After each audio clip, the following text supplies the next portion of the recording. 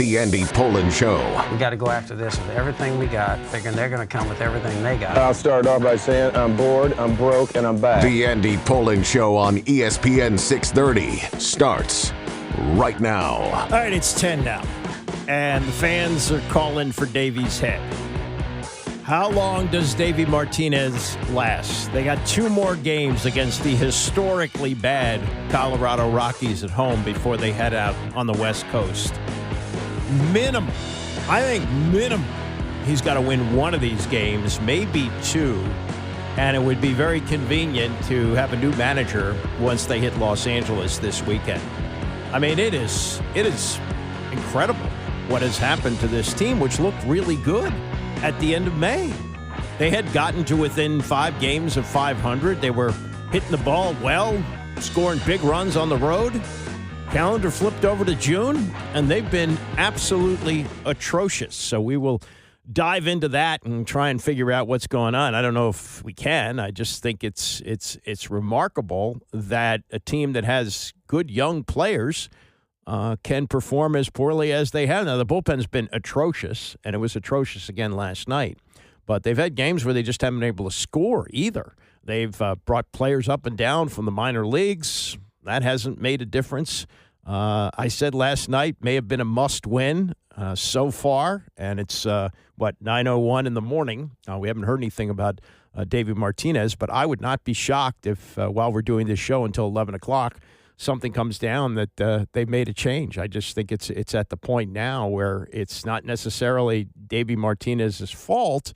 It's just that you have to do something, and it's an easy move to fire the manager. He's only under contract for the rest of this year. They have a team option that they, I believe, I read Chelsea Janes the other day, said the deadline for picking that up is sometime next month. So they've got a little less than a month to make a decision on that. But you just can't have a free fall like this. Yeah, you could say you're tanking and trying to get a top pick. Well, they have the top pick this year. That draft is going to take place in a week or so.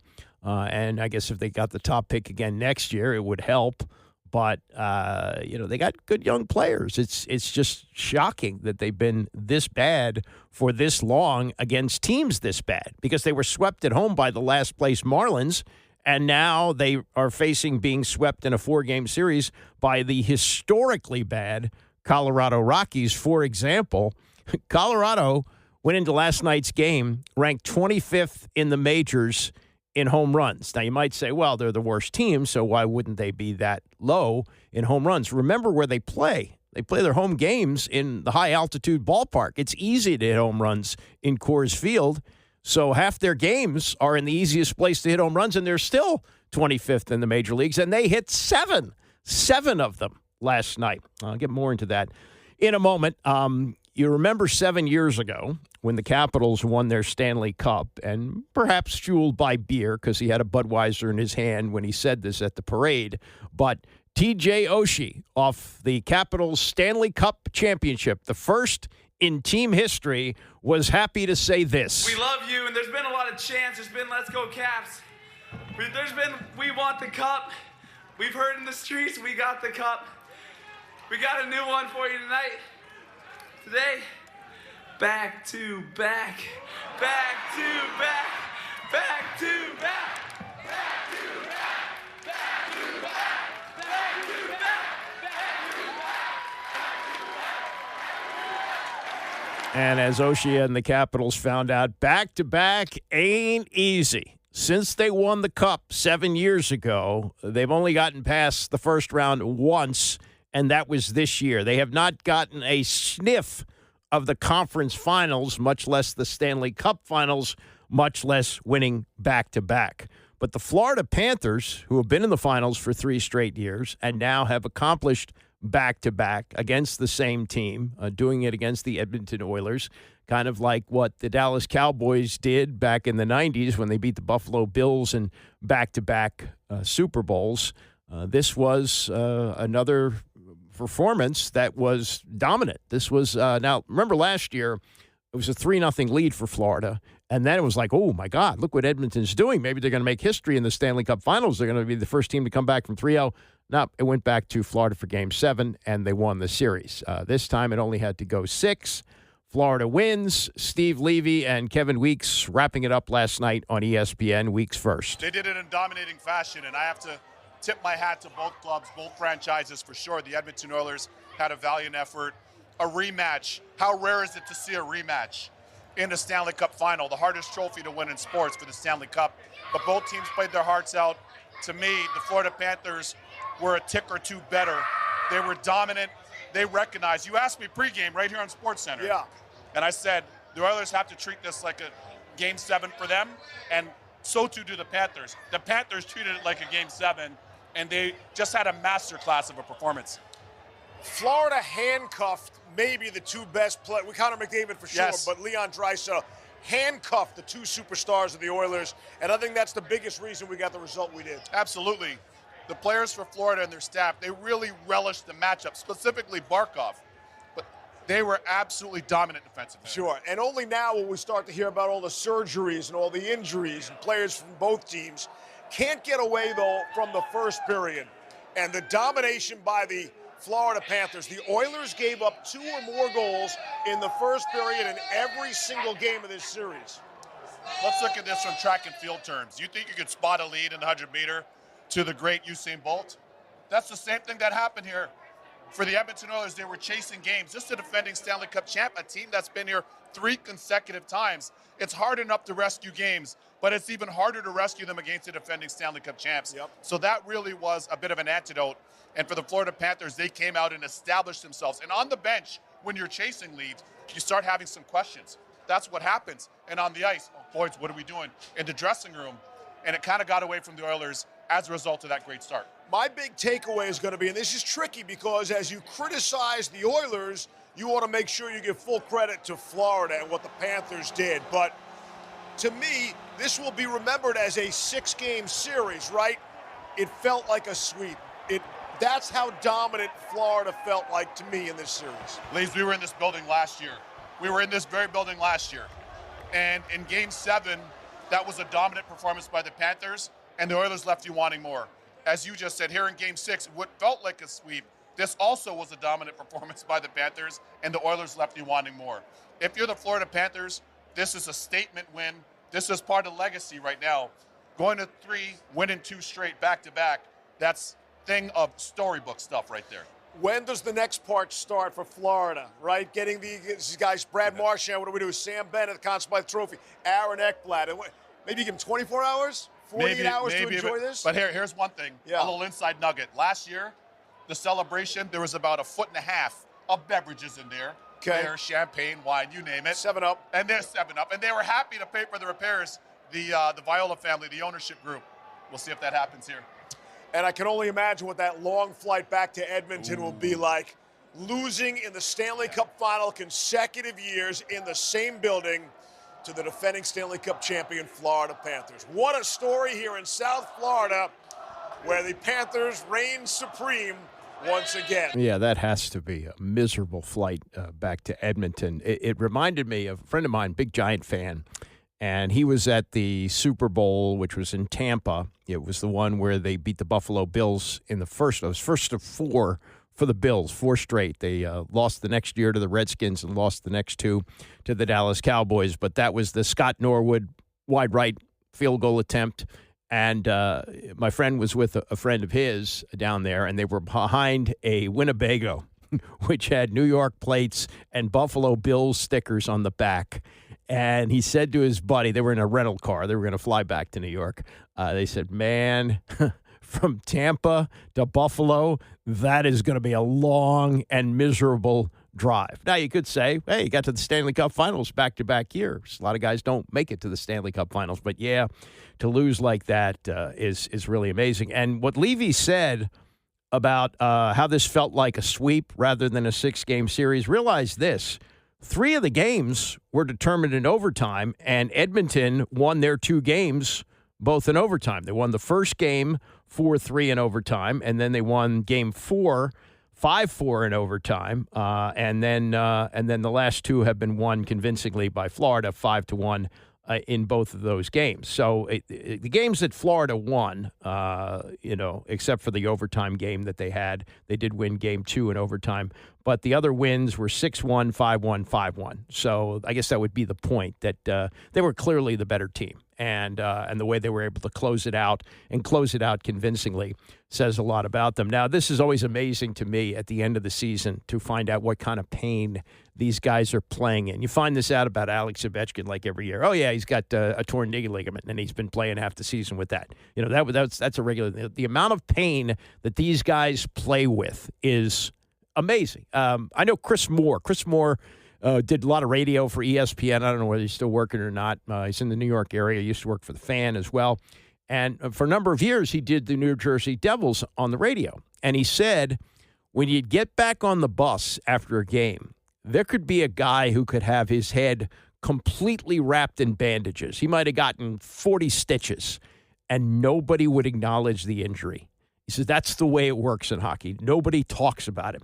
So Matthew Tkachuk, who you may remember was hurt in that Four Nations face-off back in February, and there was some question whether he'd come back at all this year. He didn't make it back for the rest of the regular season, but he did come back for the playoffs. And it turned out that he had, and this is what he said in the post-game interviews last night, he said, I tore my abductor off the bone and had some hernia thing on the same side. I wanted to throw in the towel a bunch of times. Some hernia thing and abductor off the bone. I'm not a doctor, but that doesn't sound good. And he managed to make it back for the playoffs and played well. He was in the lineup for game 1 of their first-round series against Tampa. He had 2 goals and an assist in a 6-2 win to get the Stanley Cup playoffs started. He finished tied for the team lead in points for the playoffs with 23, and Sam Reinhart had that as well, but he had 4 goals last night. And during the Stanley Cup final, he recorded 3 goals and 4 assists with what he describes as tearing his abductor off the bone and some hernia thing. Painful. Painful in another way is this. This is the theme from 10, which came out 46 years ago. Remember Bo Derek in her prime, Dudley Moore? This was a very popular movie back in 1979, and this was the theme from it, 10. And 10 is now the losing streak for the Washington Nationals, who have had some really bad teams since they came here from Montreal in 2005, a number of 100-loss seasons. But it's only the second time in franchise history that they have lost 10 in a row. And it's not just that they're losing 10 straight, it's the last 5 who they've lost to. Swept at home by the Marlins, who, let's see, are they still in last place? The Marlins, yes, are still percentage points behind Washington. They're 29-42. Washington now 30-43, 13 games below 500. And then here come the Colorado Rockies, who have been historically bad. They came here with just 14 wins. They now have 16.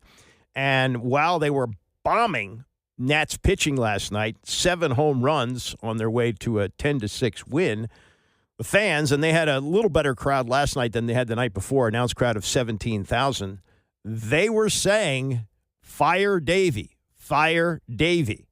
Mark Zuckerman in the postgame news conference asked Davey if that's starting to affect him. I don't. I mean, I really, honestly, for me, it's, I try to look at the positive. House had a good day at the plate. Laos won about well. Josh Bellstrom won about well. Young, man, staying on the ball better today, so. What I look at is this team doesn't quit. It's late, we have life at the end. They don't give in. We had good at bats. For me now, we got to take those at bats to the early part of the game. That's gonna be the key. I mean, we got to come out and from the get-go, get the ball up in the zone and really get good at bats. Believe me, it stinks, man. Nobody wants to lose 10 in a row. No way. I mean, I don't. I know I don't. I know those guys don't. But we're not going to quit. We're going to keep fighting. I mean, that's who we are, and I don't quit, and I'm not going to quit on those guys. So we got to keep fighting every day.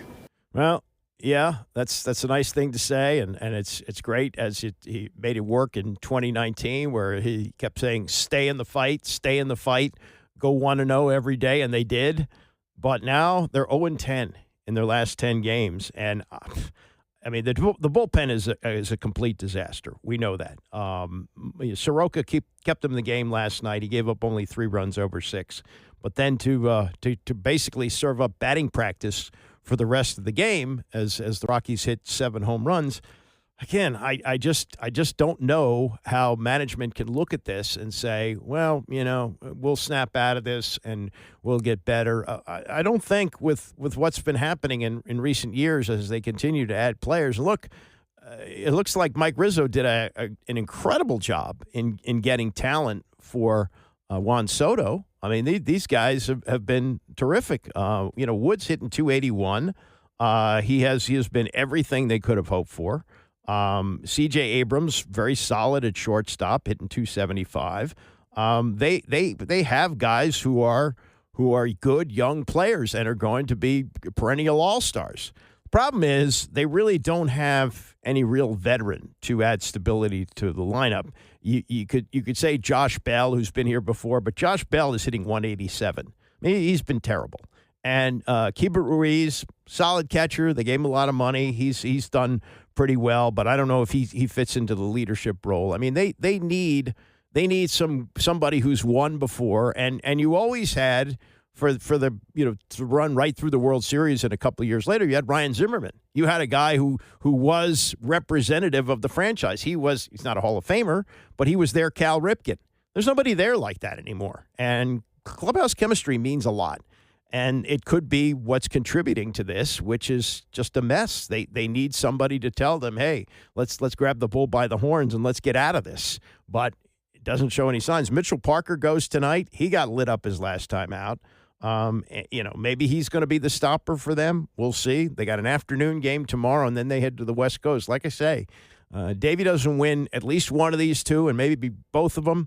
They could have a different manager once they hit Los Angeles, because then you got 3 against the Dodgers and 3 against the Padres, and those are good teams. Those are not going to be easy games to win. San Diego's 7 games over 500. Dodgers have the top record in the West. I mean, those are contending teams, and now you're losing to the worst of the worst, and you're losing badly, giving up 7 home runs to a terrible team. I don't know. Often when a manager gets fired, it's not his fault. But there isn't much else you can do. And everybody likes Davey. Davey's been a great person as well as an excellent manager, I think. The record, what he did in 2019 speaks for itself. But even with the bad seasons they've had along the way, there hasn't been any clubhouse problems. There hasn't been any upheaval. He's managed to hold things together, and he always has his players' backs. But, he's starting to crack a little bit, saying over the weekend, don't blame the coaches, never the coach's fault. Players have to do better. It may be the breaking point. Sad, but that's the reality of baseball. And for a guy in, his 6th season now, 7th season, it can't be this bad. It just can't be this bad. All right, coming up, we'll get to some basketball. NBA Finals resume tomorrow night. What's the story with Haliburton? We'll get to that and more as we continue. It's the Andy Pollin Show, ESPN 630. The Andy Pollin Show on ESPN 630, the sports capital. Well, things can change even with one game, but it does appear that Davey Martinez is safe, at least for tonight. Now, again, if they lose the next 2 to Colorado, I think anything's in play. But Mike Rizzo, the GM, does a weekly paid appearance on WJFK, and he said this morning about Davey Martinez, who, again, was booed last night, and fans were chanting, "Fire Davey." Rizzo said, we're all being evaluated, but Davey still has the pulse of the clubhouse, and that there are no plans to make a change. No plans today, this morning. 24 hours from now, who knows what it can be. But, they stuck with him in 2019 when they were 19-31, because that was, they come out of a terrible, terrible road trip. I think they were swept by the Mets in New York, and they came back for a homestand. And Mike Rizzo was on the field before the game answering reporters' questions about the future of Davey Martinez. And he said, no, we're sticking with him. Well, that proved to be the right move as they went on to win the World Series. They're not going to win the World Series this year. The question is, can they get out of this incredible funk that they're in right now and get back on track and at least make it a decent season? But they're 13 games under 500. That is one of the worst records in baseball. Let's see who's worse. Miami is slightly worse. Pittsburgh is worse. Colorado, obviously, is worse. In the American League, Baltimore's now better, and they're a last-place team. The White Sox are worse. The A's are just slightly worse. That's about it. So this team that's been rebuilding, and the rebuilding has run into a brick wall right now. And whether they can turn things around remains to be seen. All right, Ty Haliburton had an MRI on what they're calling a strained calf. And he said after the loss the other night in Oklahoma City that, I'm playing. There's no way I'm not going to play. And Rick Carlisle said the plan is to play him. Now, that may change with what the MRI shows. We still don't know the result of that. But say this, Kevin Durant, when it was last year that he was in Golden State, they were in the finals, and he tried to play with a strained calf and tore his Achilles. So I would beware on that. You know, it's a once-in-a-lifetime opportunity. You don't know if you're ever going to get back to the finals. So if, as Haliburton said the other night, if you could walk, you play. But we'll see. We'll see what the decision is. They don't have to make it now. They don't have a game tonight. It's not until tomorrow night.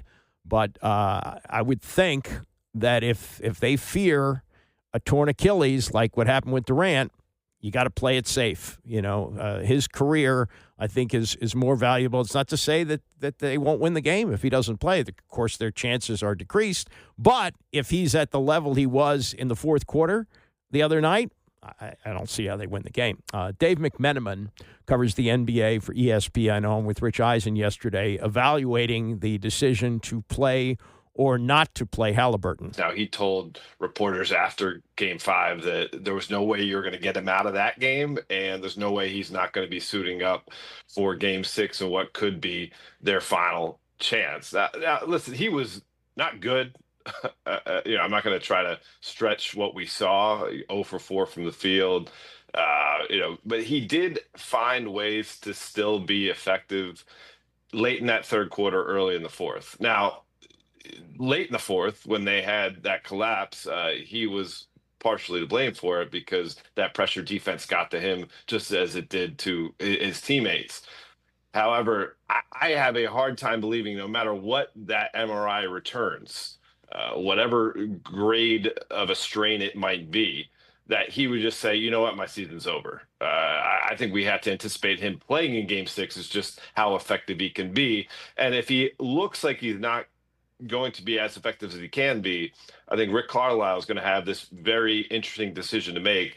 Do I go with TJ McConnell early because we saw what he just did in Game 5? Really, he's the only reason they had a chance to win Game 5 because of what TJ McConnell did in the third quarter.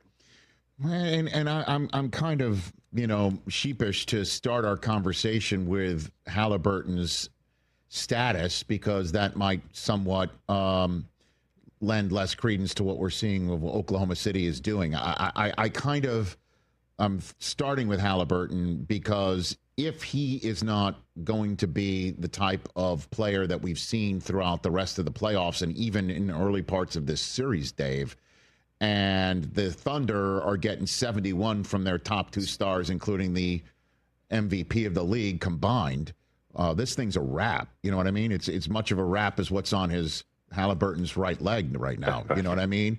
And I don't think I'm telling any details here, right? Yeah, I mean, if we start to look at some of the accomplishments the Thunder are racking up throughout this postseason run, I think I saw something this morning that there's been 10 straight 30-plus scoring home games in the playoffs by Shai Gilgeous-Alexander, passing Wilt Chamberlain for the all-time postseason record. There's been 15 30-point games by Thunder players during the postseason run they've been on. That also puts them into elite company with guys like Shaq and Kobe and Michael, et cetera, et cetera. This has been incredible. Jalen Williams has a legitimate argument if the series ended today to be MVP, obviously coming off that 40 piece, but it's not just his scoring penchant. In Game 4, after the Pacers really handled the Thunder in Game 3, and Shai Gilgeous-Alexander looked to be tired. They changed things up. Jalen Williams played a lot of point guard. It preserved SGA's energy for the fourth quarter, but also it got Jalen Williams going. And so he was getting into the lane with relative ease late in that game. And then he carried over the confidence that he built in game 4 to just a tremendous game 5. Some of the finishes he was having, either hand, off glass, step throughs, Euro steps. He has a ton of skill. And the fact that we're talking about a guy who's 23, 24 years old, he could be, maybe in line at some point, not just to win Finals MVP, to be knocking on the door for a regular season MVP, while they have another guy who's MVP in Shai. Well, I mean, kid from Santa Clara making good like this. You got a story about his story? Because now he's as front and center as you can get in the NBA with, as you pointed out, a 40-piece in a pivotal game 5 of an NBA Finals in front of the whole country. Dave? It's cool. He has his younger brother, Cody, plays for the Jazz. So, we've spent a lot of time talking about the Ball family over the last couple of years. Well, here's another brother tandem that is making their mark in the league. And I did a story a couple of years ago when they were unveiling the Kobe Bryant statue. And I reached out to all the guys in the league wearing number 8 or number 24. Mm-hmm. And I spoke to Jalen about it. He wears 8 because of Kobe. His lock screen on his phone every day as he, looks down at his cell phone is a collage of Kobe Bryant photos. He has Kobe Bryant blankets at his house, figurines, magazines, etc. He's obsessed with the guy, and he recognizes he doesn't necessarily play like him as he's made his bones in the NBA. And he told Malika Andrews this the other day on Countdown, that he just tries to bring the same type of will to win and consistency with his competitiveness every day that Kobe Bryant obviously brought. And he only saw it from afar, but now that he's in the throes of NBA playoff basketball, NBA Finals basketball, he kind of recognizes more what the whole Mamba mentality is about. Interesting that, and that's Dave McMenamin of ESPN, he wears 8 instead of 24. He's only 24 years old, Williams, and, you would think that 24 would be the number he would identify with, because I think Kobe changed from 8 to 24 maybe 20 years ago. Might have been that. Anyway, for whatever that's worth, he wears number 8. Some more NBA yak, and this is Brian Scalabrine, who does a talk show on Sirius XM. He was one of those end-of-the-bench guys on a number of teams, but did win a ring with the Boston Celtics. And his insight on basketball is very, very good. And he was on with Dan Patrick yesterday, and they discussed the decision to play Haliburton and the difference of playing with pain and the difference playing with injury. I think that's up in the air, hurt or injured, right? If a guy is hurt and it's the NBA Finals, you can't punt on a game, so you just got to roll with it. I mean, they got it within 2. There could have been a few things that could have happened. I know he wasn't playing well, but his impact was still there. Even when you look at the play that Nembhard turned the ball over, they were still face guarding Tyrese Haliburton 30, 45 feet from the basket. So he was impacting the game. He was on a run. He's had those heroics throughout the playoffs. You got to roll the dice on that. Yeah, I know I get another game. I want him to be really good in game 6. I just don't want him to be kind of average the way he was last night. And the bench was unbelievable. Like, I would have stayed with that. And look, I'm sure Rick has far better intel than any of us of how Tyrese was really feeling. He couldn't even get shots off, though, Brian. Yeah, he couldn't get by people. But, Dan, you saw what he has done throughout the playoffs. If you're banking on a guy to help you, if it's a close game, that's what you're banking on. And by the way, like, it wasn't him. Like, the Nembhard turnovers, that little sequence right there, that was it. And they had it. I mean, they did a great job of cutting that back. TJ McConnell did a great job of, like, just, bringing the energy. But, I just think with a guy like Haliburton, you never know. Listen, Michael Jordan during the flu game, he was out there playing, and, he kind of figured it out as he went. I'm not comparing the two, but it's just one of those things, like, you never know. And I don't think you can ever just say, like, well, live to fight another day, especially when TJ McConnell and that group, that bench group, got him back into the game. I would have done the same thing with Haliburton. Seems like OKC is going against the analytics because they're not about shooting threes. Yeah. I don't know what they're doing to basketball. They may ruin basketball as we know it because they're not firing up threes. Or they could be saving basketball. And, I mean, they won a game when they made 3 3-pointers. It's a copycat league. I think the pendulum kind of swung too far, everyone trying to copy the Boston Celtics.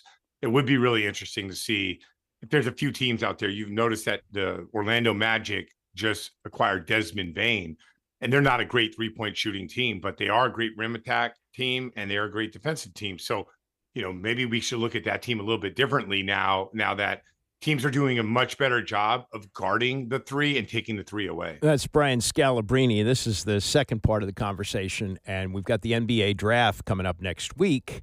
And unless something wild happens and possibly even a trade, but reality is that the Dallas Mavericks with the number 1 pick are going to take Cooper Flagg from Duke. And Scalabrine, who on the show calls himself the White Mamba, kind of like a joke about Kobe Bryant, didn't want to go where Dan Patrick asked him to go, and that was, a white comp for Cooper Flagg. He said, no, we're not going to go that way, but did say this. Listen to the comparison that you hear from Scalabrine about what he thinks Cooper Flagg can be. I think it's LeBron James, but he's without having to be like 260 pounds and like a freight train. Cooper Flagg is a supercomputer. Dan, he's a supercomputer. Everything you tell him, within 24 hours, he's figured it out. The next time you tell him something else, I was working him out in Maine on day 2. I pretty much came to him and his parents and said, listen, I can't help you anymore. You need to reach out. Explain how this happened. So his trainer and me are really close friends. When Cooper was not even a high school student yet, he was a freshman, but he hasn't played a high school game. Cooper came down to play in my pickup game down here in Boston. It's about a 3-hour drive, maybe 4-hour drive. We came down and his trainer wanted me to get my eyes on Cooper. And he told me, I got a 13-year-old that can play against UMaine kids and he can hold his own. And Dan, I don't believe that for 1 second. It's another over exaggeration of a kid. But after seeing him, I totally believe it. And he said it would always be the same thing. He'd kind of take like 15, 20 minutes to figure it out. And then he's like right there neck and neck with 23-year-olds, 22-year-olds when he's 13 years old, right? I saw it for myself. It was the same thing when he came down and played with us. And from then on, like I kind of like made some phone calls like John Shire and USA Basketball to like, no, I don't think you guys understand. This guy is like, I've never seen anything like that before. And over time, I've been close to him and worked him out and stuff like that. And they got to a point where I just couldn't help him anymore. He was just too good. He just picked things up. Workouts are supposed to be challenging and you're supposed to push guys to do something better than they normally can. And he just kept mastering every single thing. And you talk around the NBA and you talk about guys, they're always saying LeBron is like that. Like LeBron can act like he's not paying attention and shoot around, and he can call every action, every play and what they're trying to get and how they got this on with 4:36 to go at this much in the fourth quarter. So watch out for it. And he's kind of like not even engaged. So I'm not saying Cooper's like not engaged, but I'm just saying I've never met, and I've been around a lot of players. I've been around Hall of Fame players. I've never met someone that just can pick up things at such a high rate. And I think that's when people talk about NBA players, they wonder how this guy make it. And this guy's 6'11" and he's long and he's athletic, but he doesn't make it. A lot of it has to do with their computer, their processor. And he just processes on a rate that I've never seen before. So I'm only assuming that it's like LeBron James. So in a year where the Wizards had one of the 3 best chances to get the number 1 pick, they wind up at 6. Cooper Flagg goes to the Dallas Mavericks, and if you believe Scalabrine, he's the next LeBron James. Interesting note here from Liam Griffin in the Washington Times. You may have known about this. I thought I had heard something about this, but he lays it out. If Oklahoma City wins the NBA championship, and they could do it tomorrow night, either at Indiana or do it at home on Sunday, it will end an amazing streak for the Wizards. Now, the Wizards, as the Bullets, last won the NBA championship in 1978, which gets further and further in the distance every year. But they've had this incredible streak of a former Wizard being a part of the championship team the last 8 straight years. Now, the last hope is Thomas Bryant, who played for the Wizards from 2018 to 2022. He's now with Indiana. So if Indiana wins, the streak gets to 9. Otherwise, it ends. And it began in 2017 when former Wizards point guard Sean Livingston and center JaVale McGee, remember Wrong Way McGee? They were part of Golden State, their team. They repeated the following year and started a trend of ex-Washington players like guard Jody Meeks, who won with Toronto in 2019, Bobby Portis, who accomplished it with Milwaukee in 2021, Kristaps Porzingis did it last year with the Boston Celtics. So if you would like to see this streak continue, you have to hope that Indiana wins 2 straight games. Otherwise, it will end. And, not that they have fueled the rest of the league with stars.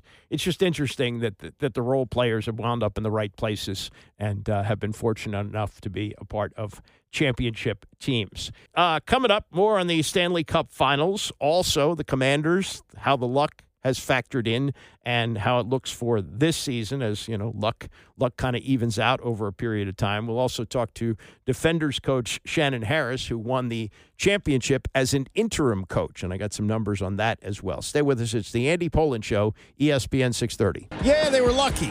Okay, they were lucky. And the numbers back it up. There are actual numbers to show that the Commanders had a lot of luck last year on their way to the 12-win season, not the least of which was the Hail Mary, but there was more to it than that. And there were mistakes that were made on the other side, passes dropped, things like that. Sometimes those things have to happen for you to have a magical season like the Commanders had. Can they have another one? Will that continue? It's hard to believe it will. Part of the reason that the over-under for wins this year is 9.5 when they're coming off a 12-win season and a trip to the NFC Championship game. But, hey, that's football. 2022, remember the Giants? Daniel Jones gave him a new contract. Hey. They're on their way up. And Jones is gone. Coaches are gone. Team stinks. Yada, yada, yada. So here we are.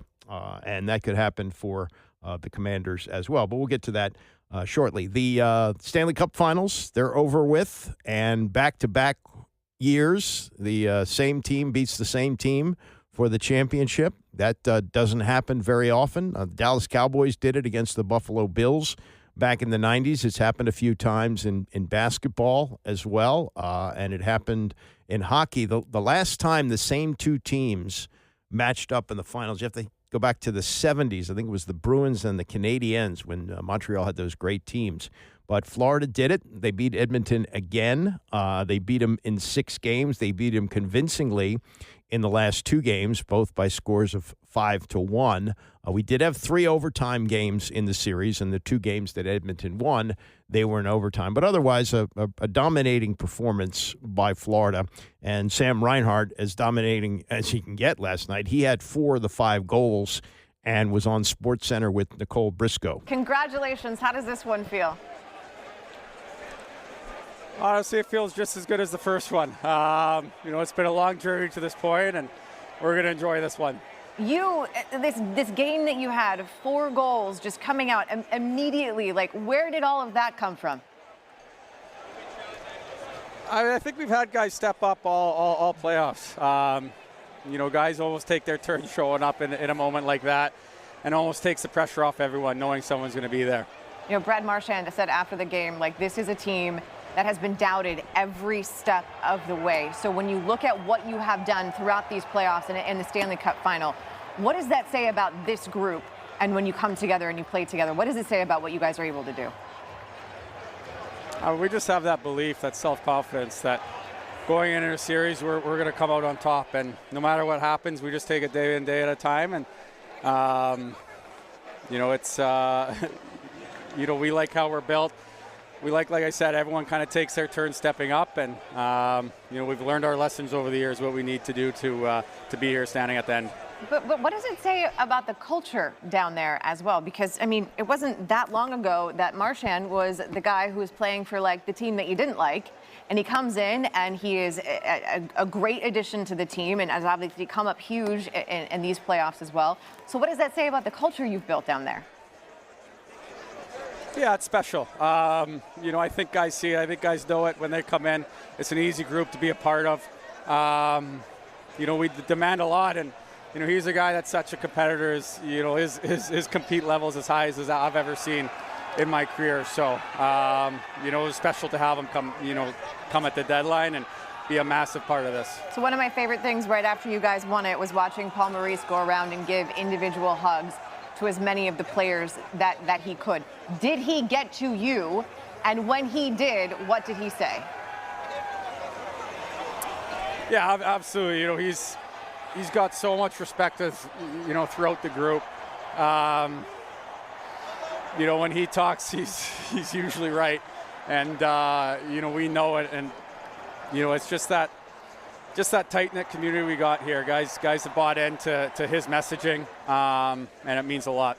So last summer, when this group had the Stanley Cup, it went for quite an adventure.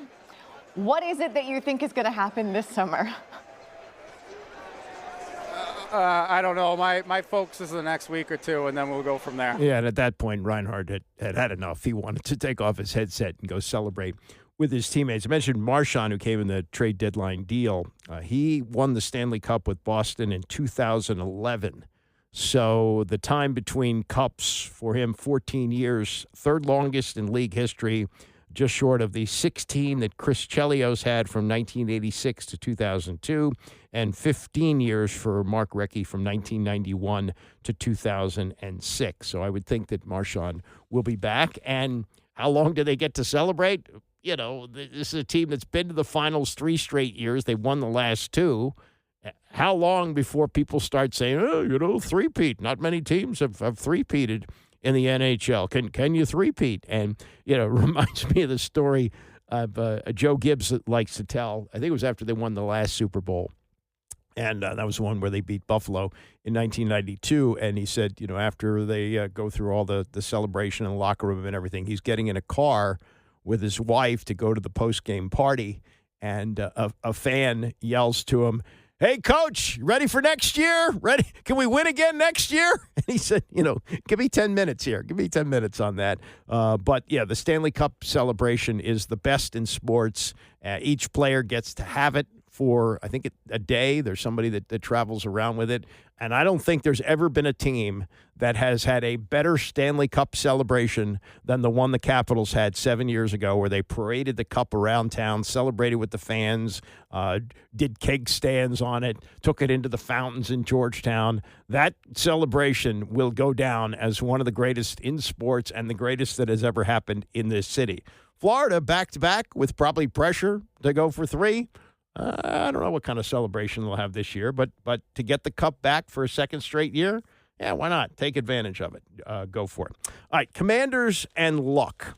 And, if you watch the season, you know that there were a lot of lucky things that happened along the way, including health. They had a year where they did not have a lot of injuries and not a lot of key injuries, and that is always a factor when you win a championship. Ed Simmons, I believe, was the only player who was lost for the year in 1991 with the Redskins on their way to the Super Bowl, and they were so deep that they just moved Raleigh McKenzie into guard, and they moved Joe Jacoby, who was playing guard, out to right tackle. He'd been, an all-pro at left tackle, so it wasn't that big of a deal, and that's what you have to have. So Sam Fortier did a story today in the Post about the luck that the Commanders had last year, and they finished as the NFL's 5th healthiest team by the metric of adjusted games lost, which attempts to quantify the significance of each.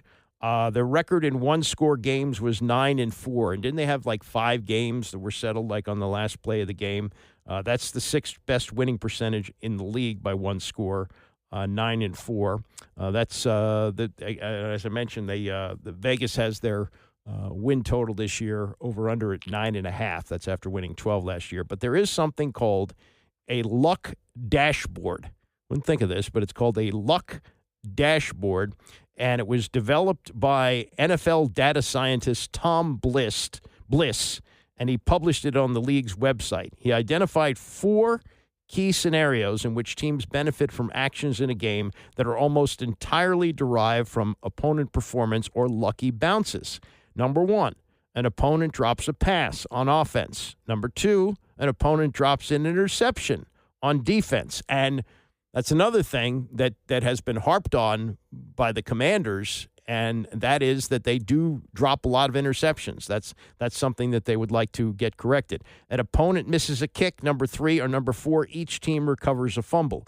By the metric, the 2024 Commanders were the luckiest team since at least the 2022 season when Bliss started tracking it. It isn't close either. Well, okay, so he's only done this for 3 years, but they are historically lucky going back those 3 years, and they benefited from opponents dropping passes. Bliss found that when New Orleans Saints tight end Juwan Johnson dropped what would have been the game-winning two-point conversion on the last play of a 20-19 Washington win in December, it might seem harsh to call the play a drop. Commanders corner Noah Igbenogany was in tight coverage, but Johnson created a window, got his arms free, and when the ball hit him square in both hands, he couldn't haul it in. So there is that luck factor. They were also lucky the Steelers dropped a wide-open punt throw. Of course, the Steelers won that game. The Falcons missed a 56-yard winning field goal as time expired in regulation. In week 2, remember this? Giants lost their kicker. So that played a big factor as they were having to go for 2 all the time, and they could have won the game too. Malik Neighbors got wide open. Had Neighbors caught the ball, he had 10 times previous that afternoon, caught the ball. The Giants would have had a good chance to chew the clock and score a game-winning touchdown, but he dropped it. The Commanders had time to march down the field for the game-winning field goal. I think that was a game where they kicked 7 field goals. I believe that was the case. So there is luck involved in this. Nick Allegretti said, I feel like there's absolutely a component of luck, but I also think that the most well-prepared teams are the luckiest. Do you believe in luck? Tyler Biotish, the center, was asked. I believe in 5, referring, of course, to Jaden Daniels. As for the projections for this year, and this is what NFL people do this time of year, kind of just like, playing the 4 corners until we get to training camp. So this is Connor Orr and Albert Breer of SI.com looking at the Commanders and recognizing that the luck that went into the 12-win season last year could come back a little bit the other way, and the 9.5, which is the over-under for wins, they think is very realistic. I think what's really impressive, though, to me about what Dan Quinn and Adam Peters have done there is how they've turned over the premium positions. Now, if you look at where they were coming in, whatever it was now, 18 months ago, less than that, right? Would be, my math's wrong, 17 months ago, where they were at, no quarterback, no tackles, right? They had one receiver. They had a number 1 receiver, but like just him. Really lacking at the edge rusher spot, really lacking at corner. In those 17 months, quarterback Jaden Daniels, check. The tackles now are Laramie Tunsil and Josh Connerly. The receiver situation, they have Deebo Samuel in now to play across from Terry McLaurin. At corner, they've got Marshawn Lattimore and Mikey Sanders still. To be able to do that at that many, and edge rusher is still a concern. I think it's probably the biggest hole in the team right now. Like probably the biggest thing that they have to address is their pass rush. But to be able to fill all those premium spots with guys that could be there for you for the next few years and could wind up playing at a high level for you, I think is really, really impressive.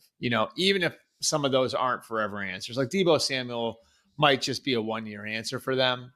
And that's fine, but to be able to improve at so many premium positions with the benefit of just 2 off seasons, I think is really impressive. And, I think to me, it's like, if this team builds momentum at the end of the year, and then it's like, maybe they're making a trade for a big time pass rusher or something like that, or they find one in the draft next year, and we're talking about them going to the Super Bowl after the 26th season in February 27. I think that's what you want to track to. I don't know that I would put them in the Super Bowl yet, but I think maintaining the good vibes, maintaining the trajectory of the franchise to where it's like going into the summer of 26. At this point, 1 year from now, we're talking about that's a Super Bowl team. I think that's sort of what you're building towards. I want to see them, and I'm not saying by bringing this up, I'm not saying that they haven't done it, but you have a couple interesting players that you drafted high, like you said, like Mike Sanderson, Jerzon Newton at defensive tackle. And I want to see those players, like the other guys, Ben Sinnott from the 2024 draft, right? Where you want to see them really start to rise and start to take valuable snaps and to start becoming. Newton could be an interesting one because I think he would have been like a mid-first rounder had he not had the injury stuff coming out. Yep. And if they can get him up and running, they lost Jonathan Allen, right? Like, which obviously he was a big part of what they've done for the last 5-6 years. Like, could Newton wind up being a real impact guy for them in a rotation? He's so fast off the line of scrimmage, and he can break down. He can play the run. Really good fit for a Quinn scheme.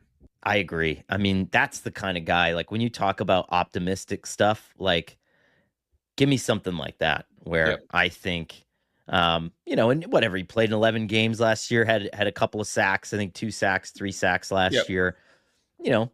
I don't need numbers. I just need valuable contributor, 16, 17 games. And again, like guys like that, all those guys that you drafted in the second round in 2024, let's start to see them get in the fold. Let's see the Commanders make the playoffs. That's Connor Orr and Albert Breer, SI.com. Yeah, if this is a year where they make the playoffs and may not even win a game, is that really a big step back, or is it just the luck, turning the other way a little bit, and just the reality of being a team that's now on the radar? They were not, and nobody knew that much about Jaden Daniels. There's a lot of tape available on him now. Defensive coordinators have spent a lot of time figuring out how to slow him down, how to stop him. They weren't able to do it last year, but they've had more time to see what he can do in the NFL and how his game has translated. And, you're also talking about those leaders that, that Zach Ertz, a year older. Can you expect a season from him at the age of 35 like you did at 34? I don't really know. Bobby Wagner, Bobby Wagner is getting older. Can you expect another 100-tackle season out of him? A lot of things have to fall into place. And if you do have a 10-win season and you make the playoffs and you come up short of getting to where you got to last year, doesn't mean it's a bad season. And also, what Breer points out is you're maybe still pointing to the 2026 season. 2025 is early. They were way early last year. Nobody expected that last year. And to expect them to take the next step and get to the Super Bowl this year, I don't think so. And they've already done some things where they have gone for it in a way. They've got Marshawn Lattimore, who they gave up draft picks to get, Laramie Tunsil. They brought in veteran guys, but they haven't gone overboard to get a high-priced defensive back or a pass rusher, which they still need. And I think realistically, you're still pointing to the 2026 season to be a Super Bowl team. If things fall into place and things go amazingly well this year and everybody plays above their head and, maybe there's some step back from the Eagles or who else, San Francisco, maybe they get back into the mix and they're the team that they have to beat. I mean, everything changes over the course of the season. And the game we play every year where we go through the schedule, that's a win, that's a loss. You don't know what it's going to look like once they get to it.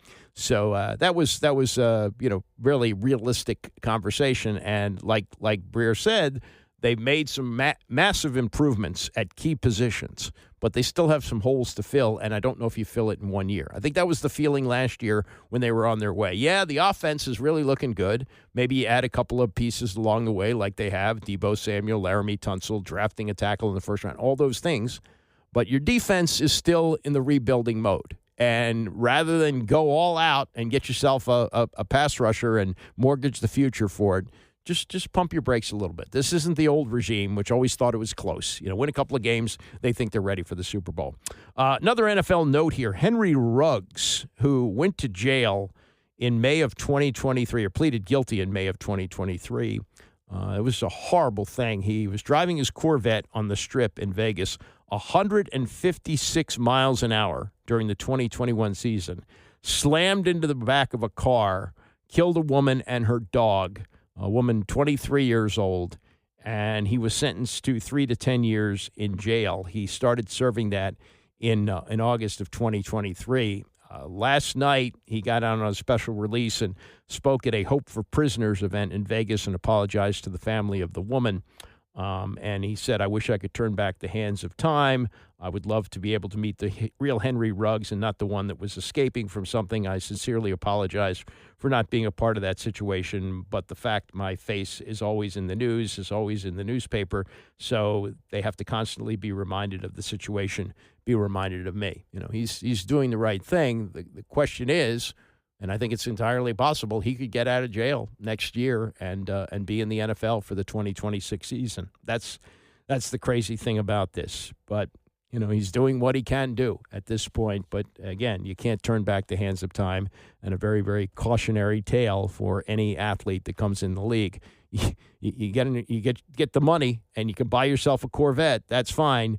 Driving at 156 miles an hour drunk on the strip is a really, really stupid thing to do, and it can ruin your life as it may have done there. Baseball here. Let me finish up with this. We had the trade the other day where you had what's his name, Rafael Devers. Rafael Devers going from the Red Sox to the San Francisco Giants, and what that means for both teams, whether it's a white flag from the Red Sox and what it means for the Giants. Buster Olney covers baseball for ESPN on PTI last night with his look at the deal and other baseball issues. After the Giants made that trade the other day, I was in Bob Melvin's office, the Giants manager, and he said, "This is a perfect addition for us, a left-handed power hitter for an organization that has really struggled to get position players to go there." Aaron Judge turned them down. Before that, Giancarlo Stanton turned them down. Carlos Correa flunked his physical with the Giants. So they get Rafael Devers, who absolutely increases the chances for them to make the playoffs, to augment their offense. And for the Red Sox, it's been absolutely fascinating to see the dichotomy between what's being said in the industry about this trade and what's being said by Red Sox fans. In the industry, you hear a lot of, man, the Red Sox did really well. They got out from underneath a contract, $250+ million for a guy who didn't want to be there. They get 4 players as well. Good trade for the Red Sox. And Red Sox fans, on the other hand, they hate this trade, which I think speaks so much to the mistrust of Red Sox leadership, Red Sox ownership by their fan base, because the original sin, Mookie Betts was traded away, Xander Bogaerts wasn't retained, and now Rafael Devers, one of their stars, out the door. Man. Well, this, of course, Buster, as you know, kicks off a pretty long vigil between now and the trade deadline of July 31. But tell us who else has to make a deal now to sort of keep pace or inch out front. So everybody in baseball, I think, is going to be watching the Arizona Diamondbacks as we get closer to the trade deadline. They have a really difficult decision. As we speak, according to Fangraphs, they got a 33% chance to make the playoffs. But recently, they suffered these devastating injuries to Corbin Burns, Justin Martinez, 2 really important guys on their staff. 2 years ago, they made the World Series after winning 84 games the regular season so they could push ahead. If they decide to become sellers, they will be the buffet table that all the other teams will circle around, because they've got Josh Naylor and they've got Eugenio Suarez, who would be a great fit for the Yankees, Merrill Kelly, Zach Gallen, starting pitchers that maybe would interest the Cubs. The question is whether or not the Diamondbacks want to take advantage of that trade value or try to make the playoffs. Let's stay out west for a while. I like this. Shohei came back last night, of course, sooner than I guess most of us thought or were led to believe at one time. Was this accelerated, Buster? And if so, why? Why did the Dodgers do this? Or was this at Shohei's request?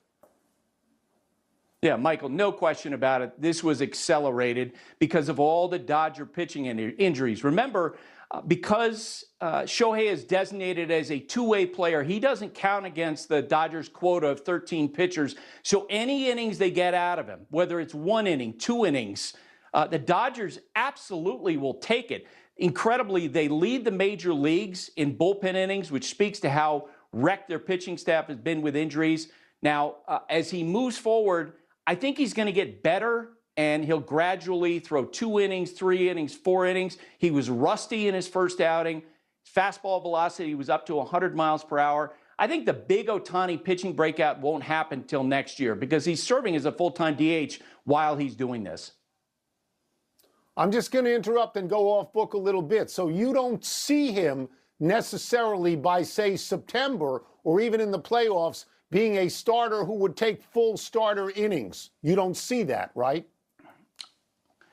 I don't see him being a guy who's going to throw 7th, 8th inning and pitching every 5 days. As you know, when he was with the Angels, he would pitch once every 6 days. And from here forward, it's going to be a slow ramp up in his innings, in his pitches.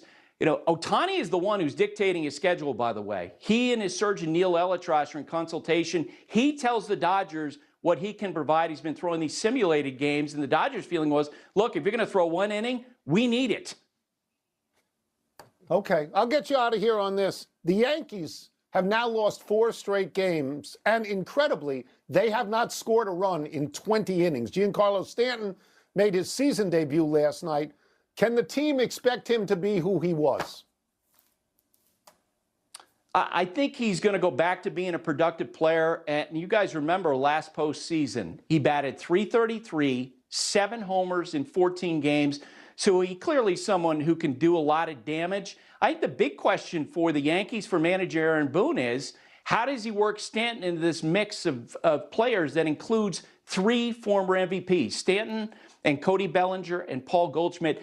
Boone basically has 6 players competing for 4 spots for playing time, and apparently he's got buy-in from these guys to work this out. I know from talking with the Yankees people, they were excited that Stanton was coming back because at his best, he's someone who can do a lot of damage and protect Aaron Judge in the lineup. That's Buster Olney last night on PTI before the Yankees went out and incredibly lost their 5th straight, 3rd straight by shutout, extending their scoreless inning streak to 29.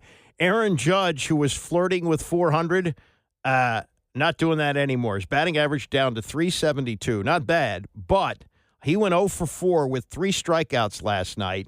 He is now 2 for 19 with 12 strikeouts in his last 5 games. Could be good for the Orioles, who go to New York next week to play the Yankees in a 3-game series. And we will get to the Orioles and Orioles preview coming up next. It's the Andy Pollin Show, ESPN 630.